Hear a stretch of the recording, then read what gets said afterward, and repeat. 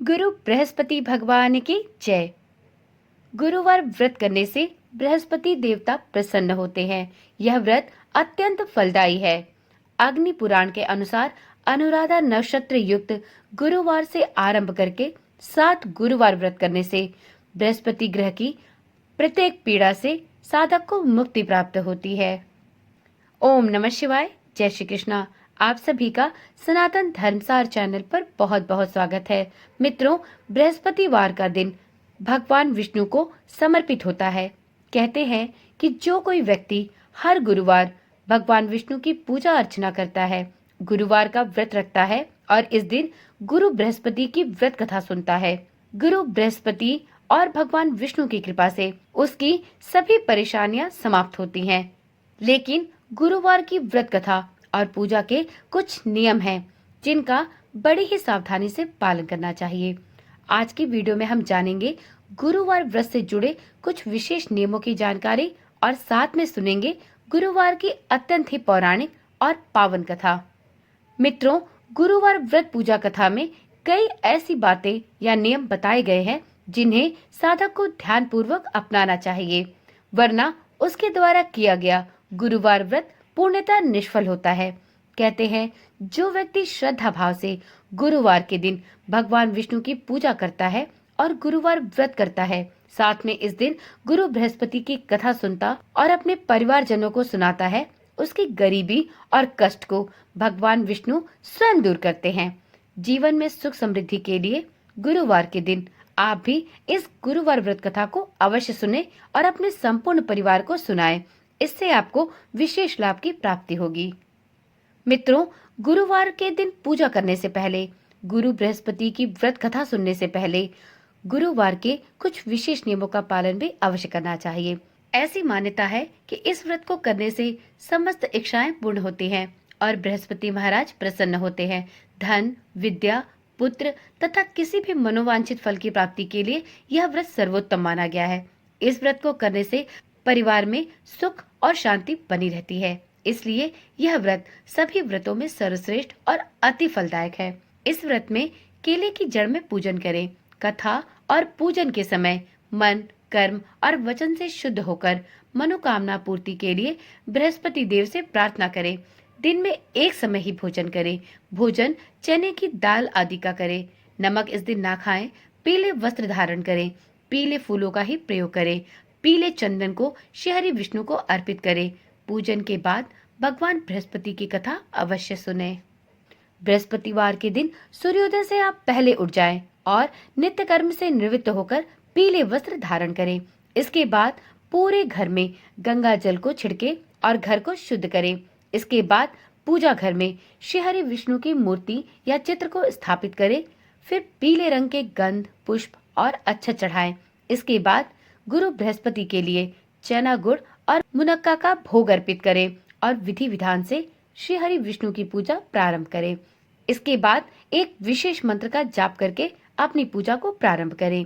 मंत्र है, धर्म शास्त्रार्थ तत्वज्ञ ज्ञान विज्ञान पारक विविधार्थी हरा अचिंत्य देवार्च नमस्तुते ते। इस मंत्र का जाप करने के बाद आप गुरु बृहस्पति की व्रत कथा पढ़ें। व्रत कथा पढ़ने के बाद केले के पेड़ में जल अवश्य चढ़ाएं। तो इन विशेष नियमों का पालन करते हुए आप इस दिन गुरु बृहस्पति के निमित्त व्रत रखें और इस दिन व्रत रखने के साथ साथ गुरु बृहस्पति की व्रत कथा भी अवश्य सुने। इसके बिना आपको आपके व्रत का संपूर्ण फल नहीं प्राप्त होगा। तो चलिए अब प्रारंभ करते हैं श्री गुरु बृहस्पति की व्रत कथा। तो प्रेम से बोलिए, गुरु बृहस्पति भगवान की जय। प्राचीन समय की बात है, एक राज्य में एक बड़ा प्रतापी तथा दानी राजा था। वह प्रत्येक गुरुवार को व्रत रखता एवं पूजन किया करता था। यह सभी बातें उसकी रानी को अच्छी नहीं लगती थी। न वह व्रत करती और न ही किसी को एक पैसा दान में देती। राजा को भी ऐसा करने से मना किया करती। एक समय की बात है, राजा शिकार खेलने वन को चले गए। घर पर रानी और दासी थी। उसी समय गुरु बृहस्पति साधु का रूप धारण करके भिक्षा मांगने राजा के दरवाजे पर आए। साधु ने रानी से भिक्षा मांगी तो वह कहने लगी, हे साधु महाराज, मैं इस दान और पुण्य से अब तंग आ गई हूँ। आप कोई ऐसा उपाय बताएं जिससे यह सारा धन नष्ट हो जाए और मैं आराम से रह सकूं। साधु रूपी बृहस्पति देव ने कहा, हे देवी, तुम बड़ी विचित्र हो। संतान और धन से भी क्या कोई दुखी होता है? अगर तुम्हारे पास इतना अधिक धन है तो इसे शुभ कार्यों में लगाओ, जिससे तुम्हारे दोनों लोग सुधरे। परंतु साधु की इन बातों से रानी को प्रसन्नता नहीं हुई। उसने कहा, मुझे ऐसे धन की आवश्यकता नहीं जिसे मैं दान दूं तथा जिसको संभालने में ही मेरा सारा समय नष्ट हो जाए। साधु ने कहा, यदि तुम्हारी ऐसी इच्छा है तो जैसा मैं बताता हूँ वैसा ही करना। बृहस्पतिवार के दिन तुम घर को गोबर से लीपना, अपने केशों को पीली मिट्टी से धोना, केशों को धोते समय स्नान करना, राजा से हजामत बनवाने को कहना, भोजन में मांस मंदिरा खाना, कपड़ा धोबी के हाथ धुलने डालना। इस प्रकार 7 बृहस्पतिवार करने से तुम्हारा समस्त धन नष्ट हो जाएगा। इतना कहकर साधु बने बृहस्पति देव अंतर ध्यान हो गए। साधु के कहे अनुसार सभी कार्य करते हुए रानी को केवल 3 बृहस्पतिवार ही बीते थे कि उसकी समस्त धन संपत्ति नष्ट हो गई। भोजन के लिए भी अब परिवार तरसने लगा। एक दिन राजा रानी से बोला, हे रानी, तुम यहीं रहो, मैं दूसरे देश को जाता हूँ, क्योंकि यहाँ पर सभी मुझे जानते हैं, इसलिए मैं यहाँ रहकर कोई छोटा कार्य नहीं कर सकता। ऐसा कहकर राजा परदेश चला गया। वहां वह जंगल से लकड़ियां काट कर लाता और शहर में बेचता। इस तरह वह अपना जीवन व्यतीत करने लगा। इधर राजा के बिना रानी और दासी दोनों ही दुखी रहने लगी। एक समय जब रानी और दासियों को 7 दिन बिना भोजन के रहना पड़ा, तो रानी ने अपनी दासी से कहा, हे दासी, पास ही के नगर में मेरी बहन रहती है, वह बड़ी धनवान है, तू उसके पास जा और कुछ ले आ, ताकि थोड़ा बहुत गुजर बसर हो जाए। दासी रानी की बहन के पास गई। उस दिन बृहस्पतिवार का दिन था। रानी की बहन उस समय बृहस्पतिवार की कथा सुन रही थी। दासी ने रानी की बहन को अपनी रानी का संदेश दिया, लेकिन रानी की बहन ने कोई उत्तर नहीं दिया। जब दासी को रानी की बहन से कोई उत्तर नहीं मिला, तो वह बहुत दुखी हुई। उसे रानी की बहन पर क्रोध भी आया। दासी ने वापस आकर रानी को सारी बातें बताई। यह सुनकर रानी ने अपने भाग्य को कोसा और कहा कि बुरे वक्त आते हैं तो कोई भी साथ नहीं देता। उधर रानी की बहन ने सोचा कि मेरी बहन की दासी आई थी, परंतु उससे मैंने बात तक नहीं की, इससे वह बहुत दुखी हुई होगी। कथा सुनकर और पूजन समाप्त कर वह अपनी बहन के घर गई और कहने लगी, हे बहन, मैं बृहस्पतिवार का व्रत कर रही थी, तुम्हारी दासी गई, परंतु जब तक कथा होती है तब तक न उठते हैं और न ही बोलते हैं, इसलिए मैं नहीं बोली। कहो, तुम्हारी दासी मेरे पास क्यों गई थी? रानी बोली, बहन, हमारे घर अनाज नहीं था। ऐसा कहते कहते रानी की आंखें भर गई। उसने दासियों समेत भूखा रहने की बात भी अपनी बहन को बताई। रानी की बहन बोली, बहन देखो, बृहस्पति देव भगवान सबकी मनोकामनाएं पूर्ण करते हैं। देखो, शायद तुम्हारे घर में अनाज रखा हो। यह सुनकर दासी घर के अंदर गई तो वहां उसे एक घड़ा अनाज भरा मिल गया। उसे बड़ी हैरानी हुई, क्योंकि उसने एक एक बर्तन देख लिया था। उसने बाहर आकर रानी को बताया। दासी रानी से कहने लगी, हे रानी, जब हमको भोजन नहीं मिलता तो हम व्रत ही तो करते हैं, इसलिए क्यों ना इनसे व्रत और कथा की विधि पूछ ली जाए। अब हम भी बृहस्पति भगवान का व्रत किया करें। दासी के ऐसा कहने पर रानी ने अपनी बहन से बृहस्पतिवार व्रत के बारे में पूछा। उसकी बहन ने बताया, बृहस्पतिवार के व्रत में चने की दाल और मुनक्का से विष्णु भगवान का केले की जड़ में पूजन करें तथा दीपक जलाएं, पीला भोजन करें और बृहस्पति देव की कथा भी अवश्य सुने। इससे गुरु बृहस्पति प्रसन्न होते हैं, व्यक्ति की सभी मनोकामनाएं भी पूर्ण करते हैं। व्रत और पूजन की विधि बताकर रानी की बहन अपने घर वापस लौट गई। रानी और दासी दोनों ने अब निश्चय किया कि वह भी बृहस्पति देव भगवान का पूजन अब किया करेंगी। 7 रोज बाद जब बृहस्पतिवार आया तो उन्होंने व्रत रखा। दासी घुड़साल में जाकर चना और गुड़ बीन लाई तथा उसकी दाल से केले की जड़ तथा विष्णु भगवान का पूजन किया। अब व्रत तो रख लिया, पीला भोजन कहाँ से आए? दोनों यह सोचकर बहुत चिंतित हुई, परंतु उन्होंने बृहस्पति भगवान का इस दिन व्रत किया था, इसलिए भगवान बृहस्पति देव उनसे प्रसन्न थे।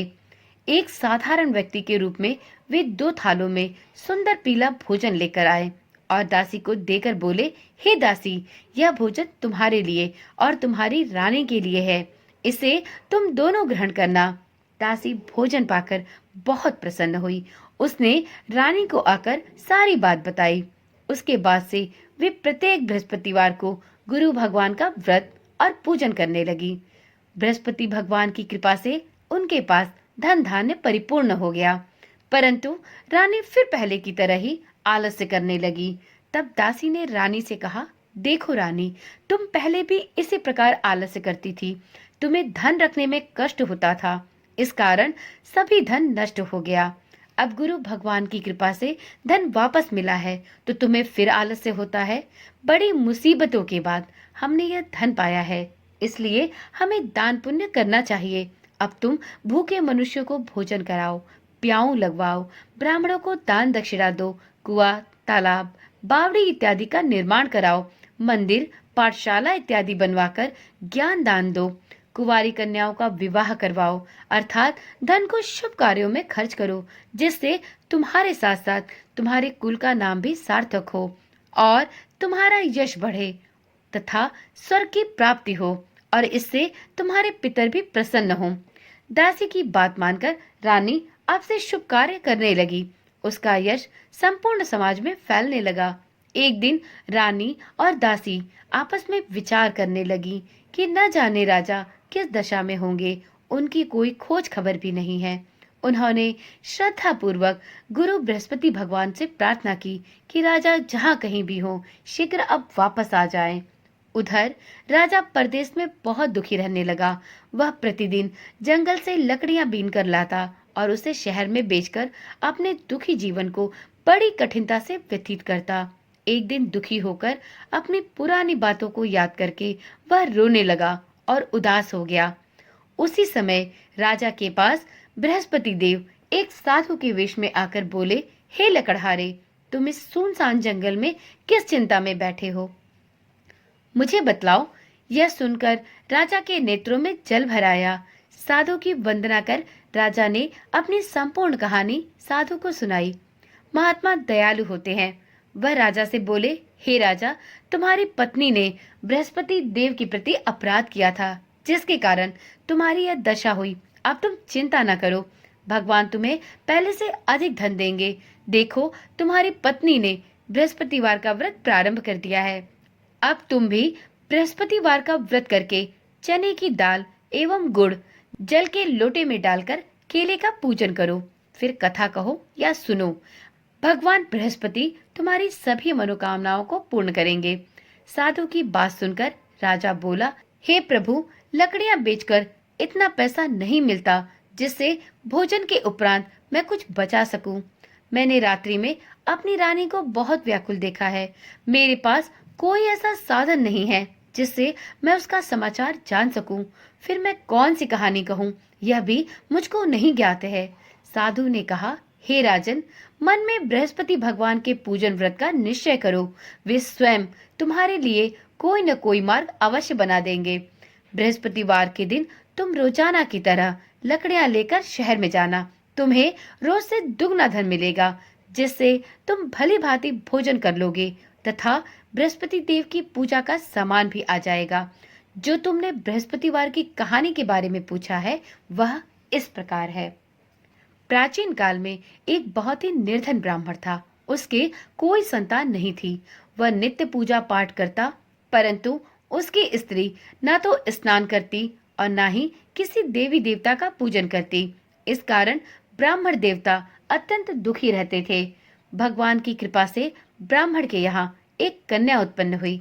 कन्या धीरे धीरे बड़ी होने लगी। वह प्रातःकाल स्नान करके भगवान विष्णु का जप करती, बृहस्पति भगवान का व्रत भी करती, पूजा पाठ समाप्त कर पाठशाला जाती तो अपनी मुट्ठी में जौ भरकर ले जाती और पाठशाला के मार्ग में डालती जाती। लौटते समय वही जौ स्वर्ण के हो जाते तो उनको बीनकर घर ले आती। एक दिन वह बालिका सूप में उन सोने के जौ को फटक कर साफ कर रही थी कि तभी उसकी माँ ने देख लिया और कहा, हे बेटी, सोने के जौ को फटकने के लिए सोने का सूप भी तो होना चाहिए। दूसरे दिन गुरुवार था। कन्या ने व्रत रखा और बृहस्पति देव से सोने का सूप देने की प्रार्थना की। बृहस्पति देव ने उसकी प्रार्थना स्वीकार कर ली। रोजाना की तरह वह कन्या जौ फैलाती हुई पाठशाला चली गई। पाठशाला से लौटकर जब वह जौ बीन रही थी तो बृहस्पति देव की कृपा से उसे सोने का सूप मिला। उसे वह घर ले आई और उससे जौ साफ करने लगी, परंतु उसकी माँ का ढंग वही रहा। एक दिन की बात है, कन्या सोने के सूप में जब जौ साफ कर रही थी, उसी समय उस नगर का राजकुमार वहां से निकला। कन्या के रूप और कार्य को देखकर वह उस पर मोहित हो गया। राजमहल में आकर वह भोजन और जल त्याग कर उदास होकर लेट गया। राजा को जब राजकुमार द्वारा अन्न और जल त्यागने का समाचार ज्ञात हुआ तो वह अपने मंत्रियों के साथ अपने पुत्र के पास गया और उससे इसका कारण पूछा। राजकुमार ने राजा को उस लड़की के बारे में बताया। राजा ने कहा, हे पुत्र, तुम उस लड़की का पता लगाओ, मैं उससे तुम्हारा विवाह अवश्य करा दूंगा। राजकुमार ने राजा को उस लड़की के घर का पता बताया। मंत्री उस लड़की के घर गया। मंत्री ने ब्राह्मण के समक्ष राजा की ओर से निवेदन किया और कुछ ही दिनों बाद ब्राह्मण की कन्या का विवाह राजकुमार के साथ संपन्न हो गया। कन्या के घर से जाते ही ब्राह्मण के घर में पहले की ही भांति गरीबी का निवास हो गया। एक दिन दुखी होकर ब्राह्मण महोदय अपनी पुत्री से मिलने गए। बेटी ने पिता की अवस्था को देखा और अपनी माँ का हाल पूछा। ब्राह्मण ने सभी हाल कह सुनाया। कन्या ने बहुत सा धन देकर अपने पिता को विदा कर दिया, लेकिन कुछ दिन बाद फिर वही हाल हो गया। ब्राह्मण फिर अपनी कन्या के यहाँ गया और सभी हाल कहा तो पुत्री बोली, हे पिताजी, आप माताजी को यहाँ लिवा लाओ, मैं उन्हें वह विधि बता दूंगी जिससे गरीबी दूर हो जाए। ब्राह्मण देवता अपनी स्त्री को साथ लेकर अपनी पुत्री के पास राजमहल पहुँचे तो पुत्री अपनी माँ को समझाने लगी, हे माँ, तुम प्रातःकाल स्नान आदि करके विष्णु भगवान का पूजन किया करो, इससे आपकी सभी दरिद्रता दूर हो जाएगी। परंतु उसकी माँ ने उसकी एक भी बात नहीं मानी। वह प्रातःकाल उठकर अपनी पुत्री की बची जूठन को खा लेती थी। एक दिन उसकी पुत्री को बहुत क्रोध आया। उसने अपनी माँ को एक काल कोठरी में बंद कर दिया। प्रातः उसे स्नान आदि करा के पूजा पाठ कराया तो उसकी माँ की बुद्धि ठीक हो गई। इसके बाद वह नियम से पूजा पाठ करने लगी और प्रत्येक बृहस्पतिवार को व्रत रखने लगी। इस व्रत के प्रभाव से ब्राह्मण देवता का परिवार अब धन धान्य से परिपूर्ण हुआ और गुरु बृहस्पति भगवान की कृपा से वह ब्राह्मण दंपति इस लोक का सुख भोग कर स्वर्ग को प्राप्त हुए। इस तरह कहानी कहकर साधु बने देवता वहां से अंतर्ध्यान हो गए। धीरे धीरे समय व्यतीत होने पर फिर बृहस्पतिवार का दिन आया। राजा जंगल से लकड़ियां काटकर शहर में बेचने गया। उसे उस दिन और दिनों से अधिक धन मिला। राजा ने चना और गुड़ इत्यादि लाकर बृहस्पतिवार का व्रत किया। उस दिन से उसके सभी क्लेश दूर हुए। परंतु जब अगले गुरुवार का दिन आया तो वह बृहस्पतिवार का व्रत करना भूल गया। इस कारण बृहस्पति भगवान नाराज हो गए। उस दिन उस नगर के राजा ने विशाल यज्ञ का आयोजन किया था तथा अपने समस्त राज्य में यह घोषणा करवा दी थी कि सभी व्यक्ति मेरे यहाँ ही भोजन करने आवे, किसी के घर चूल्हा न जले। इस आज्ञा को जो न मानेगा उसको फांसी की सजा दी जाएगी। राजा की आज्ञा अनुसार राज्य के सभी वासी राजा के भोज में सम्मिलित हुए, लेकिन लकड़हारा कुछ देर से पहुंचा, इसलिए राजा उसको अपने साथ महल में ले गए। जब राजा लकड़हारे को भोजन करा रहे थे तो रानी की दृष्टि उस खूंटी पर पड़ी जिस पर उसका हार लटका हुआ था। उसे हार खूंटी पर लटका दिखाई नहीं दिया। रानी को निश्चय हो गया कि मेरा हार इस लकड़हारे ने ही चुरा लिया है। उसी समय सैनिक बुलवाकर उसको जेल में डलवा दिया गया। लकड़हारा जेल में विचार करने लगा कि न जाने कौन से पूर्व जन्म के कर्म से मुझे यह दुख प्राप्त हुआ है, और जंगल में मिले साधु को याद करने लगा। तत्काल बृहस्पति देव साधु के रूप में प्रकट हो गए और कहने लगे, अरे मूर्ख, तूने बृहस्पति देवता की कथा नहीं की, तूने बृहस्पतिवार का व्रत नहीं किया, इसी कारण तुझे यह दुख प्राप्त हुआ है। अब चिंता न कर, बृहस्पतिवार के दिन जेल खाने के दरवाजे पर तुझे 4 पैसे पड़े मिलेंगे। उनसे तू बृहस्पतिवार की पूजा करना तो तेरे सभी कष्ट दूर हो जाएंगे। अगले बृहस्पतिवार उसे जेल के द्वार पर 4 पैसे मिले। राजा ने पूजा का सामान मंगवाकर कथा कही और व्रत किया। साथ में उस दिन सभी लोगों में प्रसाद बांटा। उसी रात्रि में बृहस्पति देव ने उस नगर के राजा को स्वप्न में कहा, हे राजा, तूने जिसे जेल में बंद किया है उसे कल छोड़ देना, वह निर्दोष है। राजा प्रातःकाल उठा और खूंटी पर हार टंगा देखकर लकड़हारे को बुलाकर उससे क्षमा मांगी तथा राजा को योग्य एवं सुंदर वस्त्र आभूषण भेंट कर उसे विदा किया। गुरुदेव की आज्ञा अनुसार राजा अपने नगर को चल दिया। राजा जब नगर के निकट पहुंचा तो उसे बड़ा ही आश्चर्य हुआ। नगर में पहले से अधिक बाग, तालाब और कुएं तथा बहुत सी धर्मशालाएं, मंदिर इत्यादि बने हुए थे। राजा ने पूछा कि यह किसका बाग और धर्मशाला है। तब नगर के सब लोग कहने लगे कि यह सब रानी और दासी द्वारा बनवाए गए हैं। राजा को आश्चर्य हुआ और गुस्सा भी आया कि उसकी अनुपस्थिति में रानी के पास इतना धन कहां से आया होगा। जब रानी ने यह खबर सुनी कि राजा आ रहे हैं तो उसने अपनी दासी से कहा, हे दासी, देख, राजा हमको कितनी बुरी हालत में छोड़ गए थे। वह हमारी ऐसी हालत देखकर कहीं लौट न जाएं, इसलिए तू दरवाजे पर खड़ी हो जा। रानी की आज्ञा अनुसार दासी दरवाजे पर खड़ी हो गई और जब राजा आए तो उन्हें अपने साथ महल में लिवाया गई।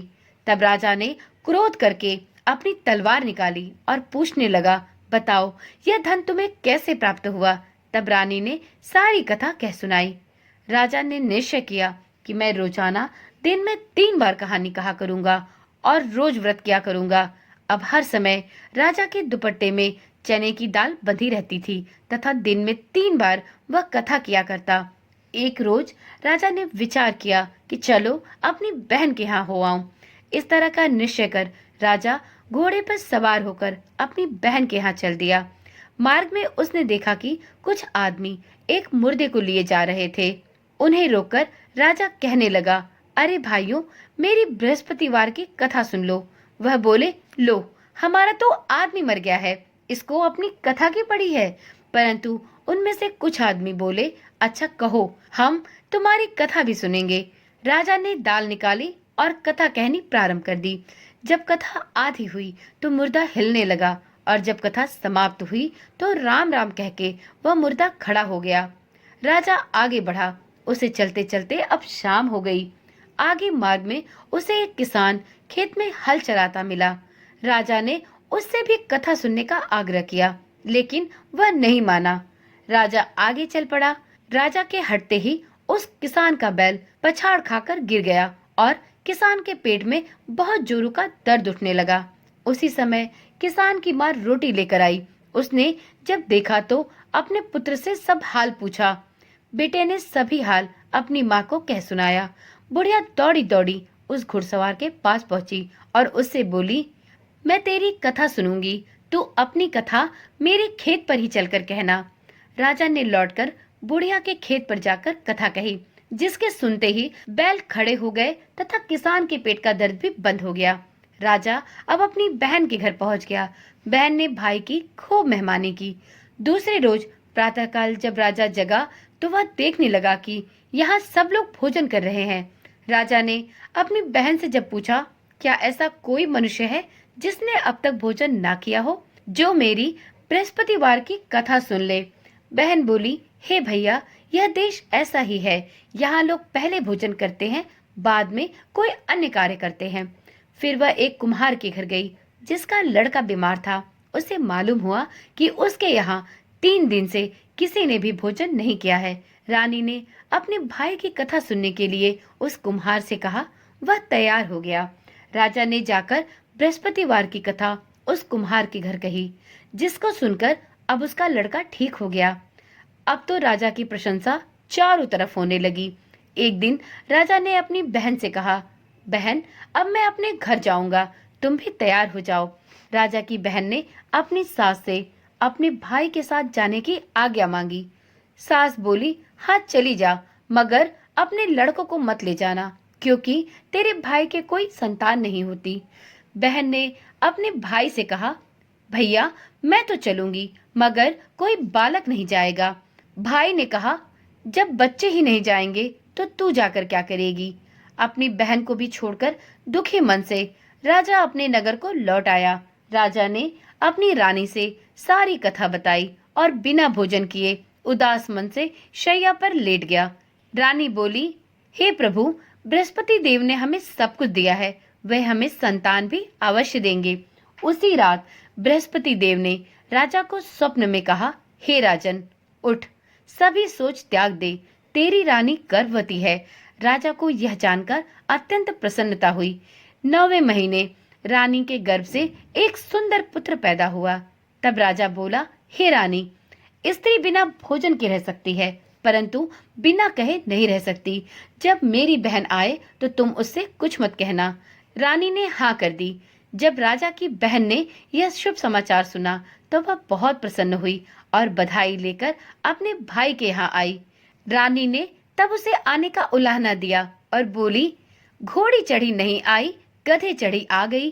तो राजा की बहन बोली, भाभी, मैं इस प्रकार ना कहती तो तुम्हारे घर औलाद कैसे होती। भाभी, बृहस्पति भगवान ऐसे ही हैं, वह सभी की मनोकामनाएं पूर्ण करते हैं। तो एक बार प्रेम से बोलिए, बृहस्पति भगवान की जय। गुरु बृहस्पति देव की जय। मित्रों, बृहस्पति देव सभी मनोकामनाएं पूर्ण करते हैं। जो सद्भावना पूर्वक बृहस्पतिवार का व्रत करता है एवं इस दिन गुरुवार व्रत कथा पढ़ता है अथवा सुनता और दूसरों को सुनाता है, बृहस्पति देव उसकी सभी मनोकामनाएं पूर्ण करते हैं और उनकी सदैव रक्षा करते हैं।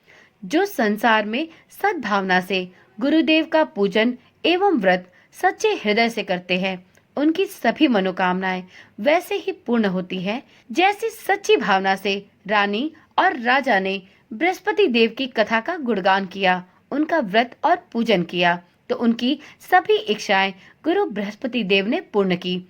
अनजाने में भी बृहस्पति देव की उपेक्षा न करें, ऐसा करने से सुख शांति नष्ट होती है। इसलिए गुरुवार का व्रत करने वालों को इस दिन गुरु बृहस्पति की कथा भी अवश्य सुननी चाहिए। कथा सुनने के बाद प्रसाद लेकर जाना चाहिए और कथा सुनते समय ना तो उठना चाहिए और ना ही बोलना चाहिए। हृदय से भगवान बृहस्पति का मनन करते हुए उनका जयकारा लगाना चाहिए। तो एक बार प्रेम से बोलिए, गुरु बृहस्पति भगवान की जय। मित्रों, गुरु बृहस्पति भगवान की कथा सुनने के बाद गुरु बृहस्पति भगवान की आरती भी अवश्य करें। ओम जय जगदीश हरे, स्वामी जय जगदीश हरे। भक्त जनों के संकट, भक्त जनों के संकट क्षण में दूर करे। ओम जय जगदीश हरे। जो ध्यावे फल पावे, दुख बिन से मन का। स्वामी दुख बिन से मन का, सुख संपत्ति घर आवे, सुख संपत्ति घर आवे, कष्ट मिटे तन का। ओम जय जगदीश हरे। मात पिता तुम मेरे, शरण गहूँ किसकी। स्वामी शरण गहूँ किसकी। तुम बिन और न दूजा, प्रभु बिन और न दूजा, आस करूं जिसकी। ओम जय जगदीश हरे। तुम पूरन परमात्मा, तुम अंतर्यामी। स्वामी तुम अंतर्यामी। पार ब्रह्म परमेश्वर, पार ब्रह्म परमेश्वर, तुम सबके स्वामी। ओम जय जगदीश हरे। तुम करुणा के सागर, तुम पालन करता। स्वामी तुम पालन करता। मैं मूरख खल कामी, मैं मूरख खल कामी, कृपा करो भरता। ओम जय जगदीश हरे। तुम हो एक अगोचर, सबके प्राणपति। स्वामी सबके प्राणपति। किस विधि मिलूं दया मैं, किस विधि मिलूं दया मैं, तुमको मैं कुमति। ओम जय जगदीश हरे। दीन बंधु दुख हरता, तुम ठाकुर मेरे। प्रभु तुम ठाकुर मेरे। अपने हाथ उठाओ, द्वार पड़ा तेरे। ओम जय जगदीश हरे। विषय विकार मिटाओ, पाप हरो देवा। स्वामी पाप हरो देवा। श्रद्धा भक्ति बढ़ाओ, श्रद्धा भक्ति बढ़ाओ, संतन की सेवा। ओम जय जगदीश हरे। तन मन धन और संपत्ति, सब कुछ है तेरा। स्वामी सब कुछ है तेरा। तेरा तुझको अर्पण, तेरा तुझको अर्पण, क्या लागे मेरा। ओम जय जगदीश हरे। ओम जय जगदीश हरे। स्वामी जय जगदीश हरे। भक्त जनों के संकट, दास जनों के संकट, क्षण में दूर करे। ओम जय जगदीश हरे। ओम जय जगदीश हरे। ओम जय जगदीश हरे। तो एक बार प्रेम से बोलिए, श्री हरि विष्णु भगवान की जय। माता लक्ष्मी की जय।